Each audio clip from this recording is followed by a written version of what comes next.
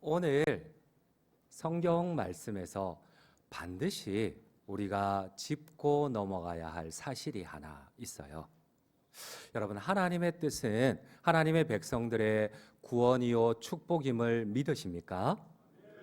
그런데 오늘 본문에 보면은 하나님의 구원과 축복의 약속을 받은 출애굽한 이스라엘 백성들 250만 명 가운데 하나님의 축복을 받은 사람은 단 2명밖에 없다는 사실입니다. 분명히 하나님께서는 출애굽한 이스라엘 250만 명에게 하나님은 구원과 축복을 약속하셨어요. 그런데 정작 하나님의 이 약속을 받은 사람은 250만 명 가운데 여호수아와 갈렙 2명밖에 없다는 사실입니다. 여러분, 여기에서 우리가 한 가지 의문을 가져야 됩니다. 왜 하나님의 뜻은 구원이요 축복인데 그 구원과 축복의 약속을 받은 250만 명 하나님의 백성들 가운데 왜 2명밖에 이 약속을 받지 못했느냐는 겁니다. 왜일까요? 그리고 이 답을 얻기 위해서는 반드시 한 가지 더 우리가 질문을 해야 됩니다.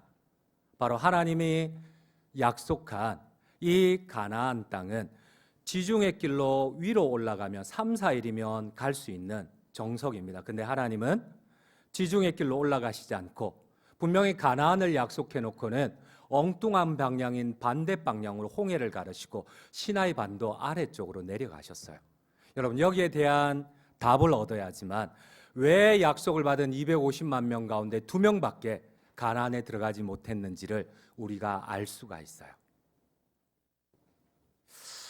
하나님께서는 출애굽한 이스라엘 백성들을 약속한 가나안이 아니라 오히려 반대인 시내 광야로 홍해를 가르고 내려가셨어요. 우리 한번 PPT를 한번 보시도록 하겠습니다. 여러분, 하나님은 젖과 꿀이 흐르는 가나안을 약속하셨습니다. 그런데 하나님은 오히려 반대 방향인 홍해로 내려오셔요. 반대 방향인 시내 광야 맨 아래 시나이 반도 아래쪽 시내산으로 내려오셔요. 왜요? 약속은 가나안을 약속하셨는데 여러분, 이 지중해 길로 올라가면 블레셋 길로 올라가면 3일 4일 만에 올라갈 수 있어요. 그런데 하나님은 여기까지 가는데 40년이 걸리셔요. 그리고 오히려 가나안을 약속해 놓고는 하나님 반대 방향인 홍해를 가르시고 아래로 내려오셔요. 그리고 저 시내산에 이르러서는 하나님은 이스라엘 백성들에게 레위기 말씀을 주시고 11개월 근 1년 동안 레위기 말씀을 훈련을 하세요. 그리고 난 다음에야 하나님은 이 약속을 지키기 위하여서 가나안 땅으로 올라가기 시작을 합니다. 여러분, 왜? 무엇 때문에? 이렇게 1년이 지나서야 비로소 이스라엘 백성들은 약속의 땅 가나안을 향하여 행군을 시작할 수 있었습니다. 우리 한번 11절을 함께 읽도록 하겠습니다. 11절입니다. 오늘 본문. 둘째 해, 둘째 달, 수문 아래 구름이 증거의 성막에서 떠오르매. 하나님은 그 이전 해에 전년도에 약속을 하셨어요. 가나안으로 내가 데리고 가겠다. 근데 하나님께서는 가나안으로 출발할 때는 그 다음에 둘째 해, 둘째 달, 수문 아래 근 11개월, 1년이 다 돼서야 출발을 하세요. 그렇습니다. 여러분, 하나님께서는 이스라엘 백성들이 축복의 땅 가나안을 얻기 위해 제일 먼저 하신 일은 그들이 지중해 길로 빨리 가는 게 목적이 아니셨어요. 하나님의 말씀 레위기를 가르치시고 순종 훈련을 11개월 동안 하고 난 다음에 이 약속을 위해서 출발을 하셨습니다. 이스라엘 백성들은 축복의 땅 가나안에 들어가기 위하여서 1년 동안 하나님의 말씀을 받고 하나님을 예배하는 법을 배우고 순종하는 훈련을 먼저 해야지만 축복의 땅에 들어갈 수 있었다는 사실입니다. 그러나 그들이 이 약속을 받고 훈련을 받고도 광야에서 하나님을 거부했을 때 그들은 광야에서 다 죽을 수밖에 없었어요. 순종한 2사람 외에는 약속을 받을 수가 없었어요. 그렇습니다. 우리가 기억해야 할 것이 있습니다. 하나님의 약속 축복을 받기 위하여서 먼저 해야 할 것은 우리는 불편하지만 순종 훈련입니다. 여러분, 예수님 역시도 제자들을 훈련하는데 가장 많은 공생애를 보내셨어요. 예수님이 이 땅에 오신 목적은 십자가에 죽으시는 겁니다. 근데 십자가에 죽는 시간은 결코 일주일도 안 걸렸어요. 금요일 저녁에 금요일 저녁에 마지막 밤에 최후의 만찬을 나누시고 그냥 고난 받으시고 밤새 그 다음 날 그리고 십자가에 죽으시고 딱 이틀 3일이면 됐어요. 이 목적을 위해서는. 그러나 주님이 가장 많은 시간을 보낸 것은 제자들을 훈련하는 3년의 공생의 시간이었습니다. 오늘 성경을 통하여 꼭 깨달아야 할 것이 있습니다. 하나님의 약속 축복은 하나님께 순종하는 훈련을 합격한 자들에게만 주어지는 하나님의 보상이라는 사실입니다. 결국 하나님의 백성 250만 명 가운데 이 순종 훈련을 통과한 사람은 2명밖에 없었어요. 그리고 다음 세대가 태어나도 그 다음 세대 역시도 이 훈련에 순종하기 위해서 40년을 광야를 유리하며 방황하고 이 시험에 순종에 합격해야만 했다는 사실입니다. 오늘 성경은 강조를 합니다. 이스라엘 백성들은 아무리 자신이 가고 싶어도 하나님이 멈추라 하면 멈춰야 돼요. 여러분, 나는 너무 가고 싶은데, 가나안으로 빨리 가고 싶은데, 젖과 꿀이 흐르는 그 땅으로 들어가고 싶은데 하나님 가지 말라 하세요. 하나님이 가지 말라 하면 멈춰야 됩니다. 내가 그 크고 두려운 바란 광야에 있는데 하나님이 안 가세요. 구름이 떠오르지를 않아요. 그럼 그들은 멈춰야만 됩니다. 이것을 40년 동안 반복을 해야 됩니다. 오늘 성경은 제일 먼저 하나님이 움직이시자 하나님의 구름이 떠오르자 강조하고 계세요. 우리 한번 11절 12절을 함께 읽도록 하겠습니다. 본문 11절 12절입니다. 둘째 해 둘째 달 스무 날에 구름이 증거의 성막에서 떠오르매. 여러분, 아무리 가고 싶어도, 아무리 축복의 땅으로 가고 싶어도 구름이, 하나님이 떠오르지 않으면 이스라엘 백성들은 갈 수가 없어요. 이거를 훈련하는데 40년이 걸려요.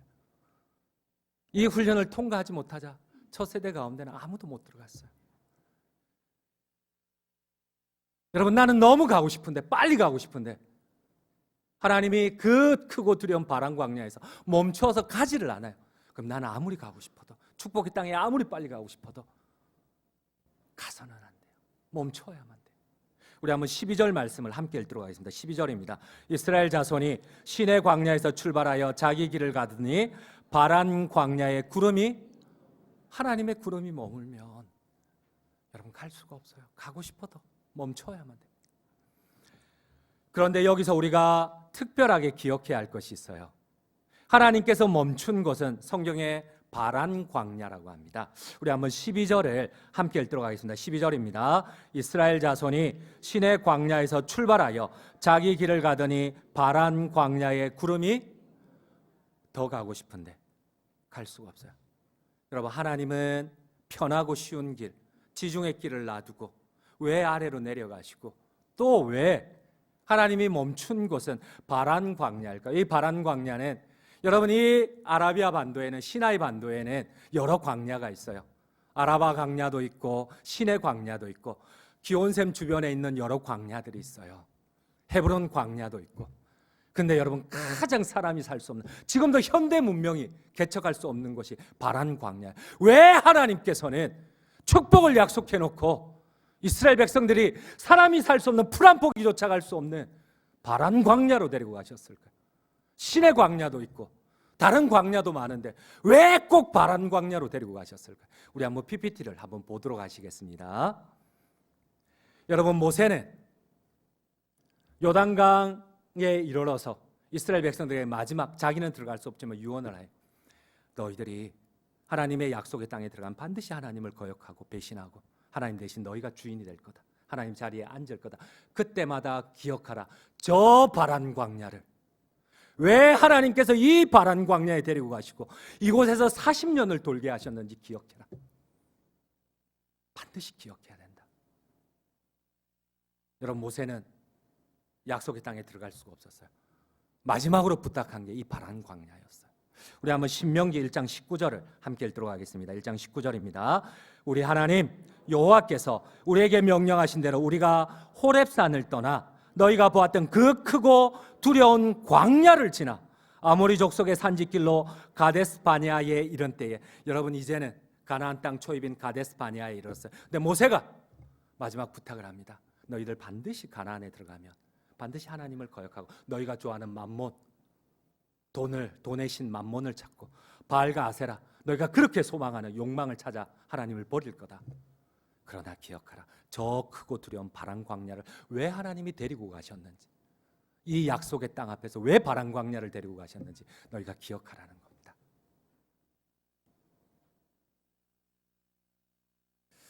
여러분, 우리 PPT 세 번째를 보시겠습니다. 최근에 촬영한 바람 광야입니다. 바람 광야가 그나마 좋은 것이 저 산지와 모래밖에 없어요. 다 자갈돌이에요. 풀 한 포기조차 살 수 없는 것이. 인간적으로는 최악의 장소입니다. 그러나 하나님이 이곳으로 데려간 이유가 있습니다. 여러분, 이곳은 우리 힘으로 살 수 없는 곳입니다. 이곳에는 하나님의 구름 기둥이 아니면, 하나님의 불 기둥이 아니면 낮에는 그 뜨거운 태양 아래 타 죽을 수밖에 없고, 밤에는 그 차가운, 그 추운, 살을 녹이고 몸을 얼게 만드는 추위에 죽을 수밖에, 냉동돼서 죽을 수밖에 없어요. 왜 하나님이 이곳으로 데리고 가셨을까? 다른 곳에는 내 힘으로 내가 살아갈 수가 있어요. 근데 이곳에 하나님 데리고 가신 이유가 있습니다. 이곳에는 하나님의 구름 기둥으로만, 하나님의 불 기둥으로만, 하나님 주시는 만나로만 이곳에는 목숨을 유지할 수가 있어요. 이곳에서 하나님의 전능하심을, 하나님의 살아계심을 만나야만 됩니다. 여러분들 아멘이십니까? 왜 하나님께서 우리가 원치 않는, 반드시 하나님은 우리의 구원을, 축복을 약속해 놓고도 왜 하나님께서 우리가 원치 않는 고난 가운데, 시험 가운데, 고통 가운데 우리를 인도해 가실까요? 그곳에서 우리가 빨리 그 광야를 지나기 위해서 우리가 기억해야 할 것이 무엇입니까? 왜 모세는 가나안에 들어가는 그 백성들에게 이 바람 광야, 크고 두려운 바람 광야로 데려가신 하나님을 반드시 기억하라고 그렇게 신신당부를 했을까요? 여러분, 그렇습니다. 바람 광야는 사람이 살 수 없는 곳이지만 그러나 이곳에는 하나님을 만나는 곳입니다. 바람 광야는 사람이 살 수 없지만은, 하루라도 버틸 수 없는 곳이지만은, 그러나 순종을 통하여 살아계신 하나님을 직접 만나는 곳입니다. 여러분들 아멘이세요? 결론을 맺도록 하겠습니다. 하나님께서는 우리가 원치 않는, 우리를 두렵게 만드는 그 크고 두려운 광야로 인도하십니다. 그러나 이 광야의 순종 훈련을 통하여서 그 크고 두려운 바람 광야가 하나님의 구름 기둥과 하나님의 불 기둥을 체험하는, 그리고 하나님의 축복의 약속을 받는 은혜가 되시기를 간절히 주님의 이름으로 축원드립니다.